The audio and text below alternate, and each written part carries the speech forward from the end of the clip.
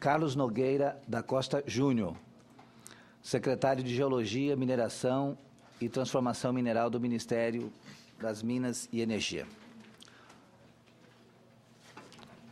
Vossa Excelência disporá de 15 minutos para suas exposições.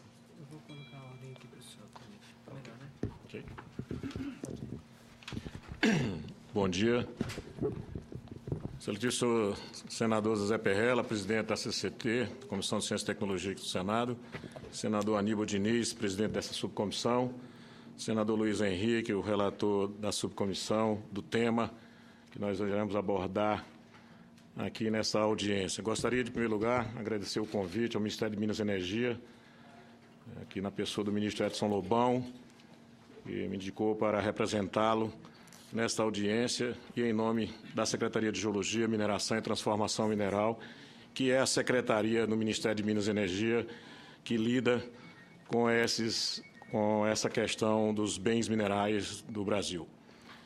Em primeiro lugar, eu vou passar mostrar uma visão panorâmica de como nós encaramos a questão dos minerais no Brasil, à luz de como bem foi dito aqui pelo presidente da subcomissão, o senador Aníbal Diniz, com relação especialmente à questão dos terras raras, mas colocando que os bens minerais como um todo, eles integram um setor que abarca o conhecimento em especial da geologia, para que tenhamos uma mineração forte, uma mineração competitiva, tecnologicamente responsável, temos que ter o conhecimento geológico do nosso território. Desde 2003, nós estamos recompondo e reprogramando toda a questão dos mapeamentos geológicos básicos do Brasil, através do Serviço Geológico do Brasil, a CPRM, através da modernização tecnológica do Departamento Nacional da Produção Mineral no que diz respeito aos títulos minerários, o DNPM, na questão das outorgas e na questão da transformação mineral, porque entendemos que essa trilogia geologia, mineração e transformação mineral, ela não é semântica, ela é uma questão que precisa estar encaixada e é na transformação mineral que os melhores ganhos, a transferência de renda, de valores, de geração de emprego que acontece no Brasil. Então, as competências do MME, no âmbito da Lei 10.683 de 2003, delega ao Ministério de Minas e Energia as seguintes competências: geologia, recursos minerais e energéticos, o aproveitamento da energia hidráulica, a mineração e metalurgia, petróleo, combustível, energia elétrica, inclusive nuclear. Aí, em vermelho, está realçando quais são as competências da Secretaria de Geologia, Mineração e Transformação Mineral. Próximo. E aí, colocando os grandes pontos da competência da nossa Secretaria, que é implementar, orientar e coordenar as políticas para a geologia, mineração e transformação mineral, coordenar estudos e planejamentos setoriais, promover e apoiar a atividade de pesquisa e desenvolvimento tecnológico, promover e coordenar ações de medidas preventivas e corretivas que assegurem a racionalidade ao bom desempenho dessa atividade, propor políticas voltadas para a maior participação da indústria nacional de bens e serviços do setor de geologia e mineração. E aí eu acho que é nesse item que eu acho que essa subcomissão aqui tem um papel muito importante, porque a atividade de pesquisa e lavra dos bens minerais, eu acho que não é o grande problema da cadeia ou do que se propõe aqui, que chama marco regulatório dos terras raras. A atividade de pesquisa e lavra de todos os bens minerais são conhecidos, são técnicas já utilizadas para os diversos bens minerais. O que precisa se implantar no Brasil é a sequência disso na transformação mineral, de toda uma cadeia produtiva, um arcabouço institucional, técnico-científico, para que possamos agregar valor aos produtos produzidos aqui no Brasil e não simplesmente transformar os bens minerais em commodities. E promover e acompanhar, avaliar ações e projetos e programas para o desenvolvimento sustentável da mineração. Esses são os grandes desafios. O desafio maior para a mineração é ampliar e fortalecer a articulação federativa de ações de geologia, mineração e transformação mineral através desse tripé aí, SGM, DNPM e CPRM. Próximo. E para isso nós precisamos, como eu já coloquei aqui, ampliar o conhecimento do território brasileiro e emerso. Hoje nós conhecemos o Brasil em torno de 30% só do território nacional, numa escala de atração de investimento de mínimo risco para o empreendedor, em comparação com outros estados com as mesmas características geológicas que temos do mundo, como Austrália, Canadá, África do Sul, que são países com territórios geológicos muito parecidos com o do Brasil, mas e que têm a sua geologia já mapeada em escalas onde o investidor, o privado, em termos de comparativo, tem menos risco no investimento da pesquisa mineral. Nós estamos no esforço Hércules, colocamos a CPRM no Programa de Aceleração do Crescimento, colocando que os mapeamentos geológicos sim infraestrutura. Não dá para fazer nenhuma obra de infraestrutura sem nós conhecermos o substrato geológico do país. Um trem de alta velocidade ele tem que saber que ele está passando em locais onde ele tem sustentabilidade e no futuro uma questão geotécnica possa prejudicar ou refazer todo o processo. É necessário que aumentemos o conhecimento geológico. Para isso, como eu bem disse, é bem aproveitar o nosso potencial geológico através de uma mineração responsável, sustentável, com responsabilidade social. E aí se agregar, que eu acho que os outros colegas aqui da mesa vão, no sentido de agregar tecnologia à produção mineral através da nossa transformação, fortalecendo uma cadeia interna de agregação de valor a esse produto, consequentemente ampliar a competitividade do país, não só no segmento de terras raras, mas no segmento de lítio, no segmento de outros bens minerais, do próprio ferro, que é o carro-chefe da mineração brasileira, para que possamos ter mais benefícios no setor. E as nossas diretrizes é ter uma governança pública eficaz que promova a utilização dos bens minerais nacional extraído para o interesse nacional, agregação do valor e promoção de sustentabilidade em todas as etapas da cadeia produtiva. Quais são os principais fatores de atração e decisão de investimentos no setor mineral brasileiro? Primeiro, como eu bem falei, a geodiversidade natural e o potencial mineral do Brasil. Nós somos um país continental, de grandes dimensões. Todos nós aprendemos na escola que o Brasil tinha 8,5 milhões de quilômetros quadrados, quando na realidade nós temos 13 milhões de quilômetros quadrados, porque a Amazônia Azul está aí, e aí nós poderemos ser também líder no desenvolvimento de tecnologia e de exploração, tanto de petróleo como de bens minerais, na plataforma continental jurídica brasileira. E a melhora das condições de acesso ao conhecimento geocientífico do território, melhorando, como eu disse aqui, o conhecimento, não simplesmente do conhecimento geológico só em si para a atividade mineral, mas para que todos os setores territorial possa se aproveitar dessas informações para a dinâmica do setor e os conflitos, minimizem conflitos onde a mineração às vezes já está lá há muitos anos e o desenvolvimento urbano, o desenvolvimento industrial, o desenvolvimento territorial chega e aí gera-se conflitos de quem é quem e quem prejudica quem.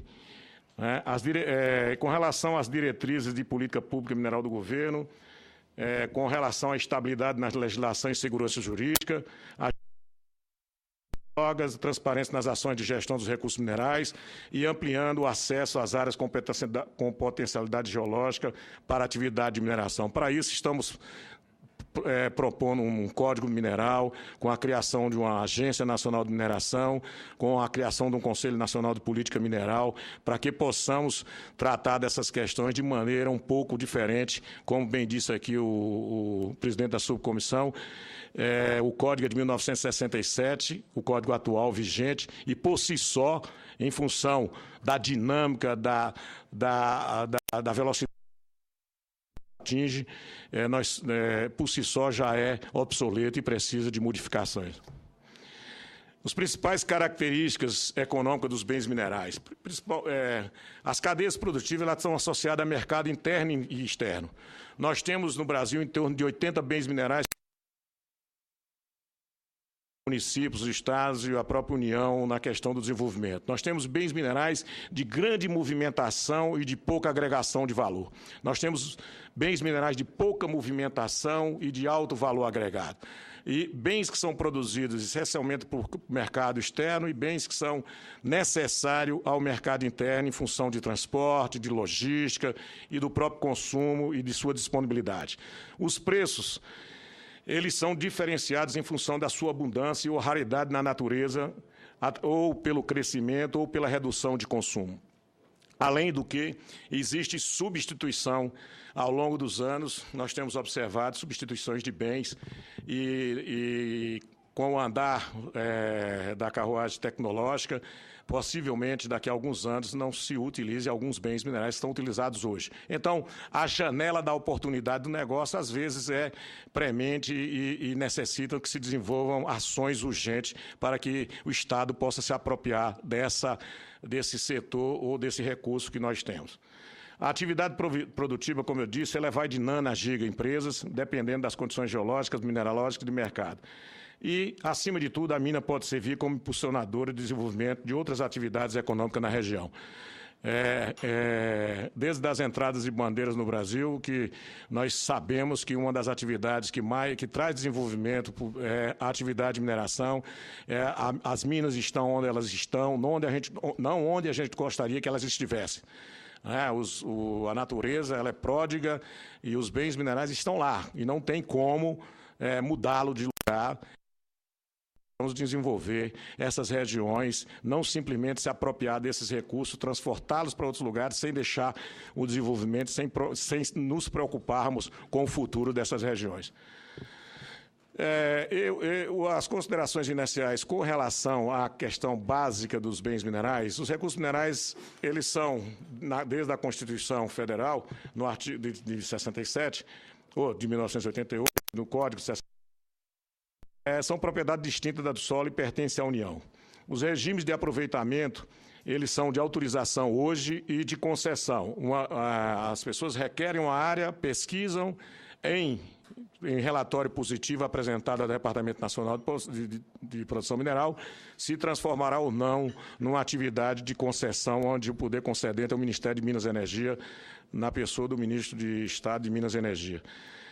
E os conceitos importantes, é bem importante tê-los em mente aqui, que recursos mineral, ele é simplesmente a presença de minerais ou rochas de interesse econômico numa área territorial. Tecnologicamente, eles são minérios, estão associados a minerais deletérios. Eu não tem tecnologia ainda para me extrair ele. Eu sei que ele existe e eu não tenho competência de torná-lo eles economicamente que traga satisfação à sociedade. Eu tenho um recurso, mas eu não tenho uma reserva. Recursos minerais com informações geológicas e econômicas suficientes para serem explotáveis de forma rentável, ou inferidas. Normalmente, o mineral ele demanda alimentação e as empresas normalmente utilizam para viabilizar e para ter o seu retorno econômico, eles se fixam numa porção da jazida onde eles mais rapidamente eles possam colocar o seu empreendimento. Vai sendo construído, ele vai pesquisando ao redor, na periferia daquele bem mineral, a possível expansão para projetar a sua oferta e demanda do bem que ele tem e entender o mercado, como o mercado se comporta.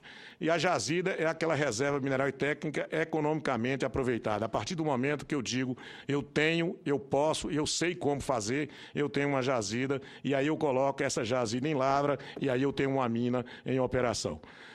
Próximo.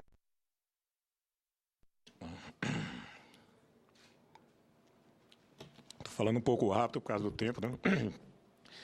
Nós, como eu já falei, a indústria mineral brasileira ela produz cerca de 80 bens minerais. O valor da produção mineral em 2012 foi de 42 bilhões. O valor das exportações de 34,1 bilhões. E o balanço do comércio mineral de 25,2 bilhões. Próximo. Bom, aqui é um quadro mais ou menos importante que nós produzimos e consumimos. A visão do Brasil. em minério de nióbio, ferro, manganês, bauxita, tântalo, grafite e amianto.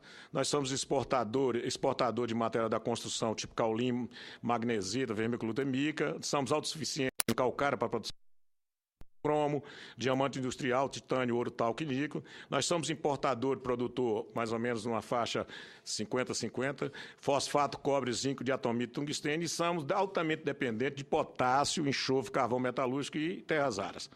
Próximo. Esse quadro, ele vem do Plano Nacional de Mineração de 2030, que provavelmente o Fernando Lins do CETEM, que foi um dos elaboradores quando estava com a gente no Ministério de Minas e Energia, deve falar, deve se apropriar desses dados. É para mostrar para vocês que a relação da questão da pesquisa e da lavra não é necessariamente uma questão de direito mineral, de código mineral, porque você tem que trabalhar com a questão da escala. Se vocês prestarem atenção, a produção de minério de ferro, nós estamos falando de 300 a 400 milhões de toneladas, quando, na realidade, terras raras, nós estamos falando em 109 mil toneladas. Diz os estudos aí, os próximos colegas, acho que vai entrar nesse detalhe, nós temos um mercado promissor aí para os próximos anos de 200 mil toneladas, né? Quer dizer, é por isso que esse segmento ele é sensível, né? Porque dependendo de quem sair primeiro, depois do advento, do fechamento, da redução das exportações chinesas e do aumento do valor pela China, quem sairá primeiro terá vantagens competitivas e comparativas maiores com relação a esses bens minerais. Mas não é uma questão propriamente de geologia e mineração. Existem muitos países que têm recursos, não se transformaram em reserva pela alta demanda chinesa, a oferta que a China tinha e os preços altamente baixos, que fizeram com que os setores no mundo todo fechassem, não tinham competitividade e fechassem. Não é uma questão de não ter o bem mineral. Nós não temos tecnologia ainda, e não temos que trabalhar para melhorar a tecnologia para, na cadeia, incentivar uma indústria setorial aqui no Brasil. Próximo.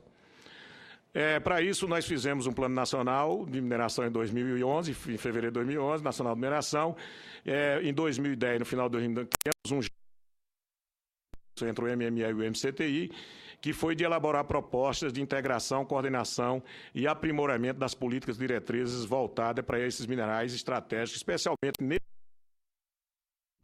Próximo. Os principais desafios do Plano Nacional de Mineração, ele está na página, está no sítio do Ministério de Minas e Energia, à disposição de quem quiser obter. Ele diz que o desafio, primeiro, continuar os mapeamentos geológicos na questão de identificar possíveis depósitos de mais fácil acesso, de mais fácil extração, porque, especialmente nos terras raras, nós temos 15 elementos que compõem os lantanídeos, né, que são 15 mais o ítrio, que está na mesma, não é um terra rara, mas está agregado, e que eles são divididos em leves e pesados, né? Nós conhecemos muito os terras raras leves, a ocorrência de terras raras leves no Brasil, mas os pesados ainda nós temos problemas de identificar grandes reservas. O valor hoje é de mercado maior em relação aos terras raras leves. Próximo. Esse grupo ele recomendou que uma articulação e coordenação de atividade entre MME, MCTI e o MIDIC, faz estudos prospectivos que já está sendo feito pela BDI e o CGE, a continuidade do levantamento geológico, e a CPRM tem trabalhado fortemente nisso, através, como eu falei, do Programa de Aceleração do Crescimento. Próximo. Os programas de pesquisa e desenvolvimento, através do CETEM e do MCTI, formatação de programas nas áreas de tecnologia mineral e desenvolvimento de produtos com valor agregado. A integração de projetos inovadores com MCTI, MIDIC, MME e empresas, a Fundação CERT está aqui, ECOP e outros, e a articulação público-privada na identificação de nicho de oportunidades para a produção no país de produtos de alta tecnologia. Eu acho que eu estou terminando. Hoje, para vocês verem, não é grande coisa na relação. Nós temos concessão de lavra, só 17 concessões de lavra no Brasil, a maioria, com certeza, na mão da INB. que é a indústria nuclear brasileira, que tem trabalhado nessa questão. E temos concessões de requerimentos de lavra após o advento, 11 concessões de lavra, requerimento de lavra em vias dos estudos serem aprovados pelo DNPM. No total, nós temos 165 processos em diversas fases para a questão das terras raras no Brasil. Próximo. Ações em curso. Nós estamos, o projeto de lei de mineração, que já falei, já falei sobre essa questão. Próximo. E a questão do novo marco regulatório de mineração, ele promove a mudança de cultura no setor, para o setor mineral brasileiro, em especial no que diz respeito aos riscos de acesso às áreas para atividade de pesquisa. Nesse sentido, considera que o marco regulatório traz incentivo necessário para induzir um aumento da competitividade, da concorrência e da realização de investimento no setor privado, em um ambiente com segurança jurídica e respeito aos acordos anteriormente firmados, confirmando a tradição no Brasil em relação à monetização dos contratos. Próximo. Muito obrigado, desculpe pelo tempo aí.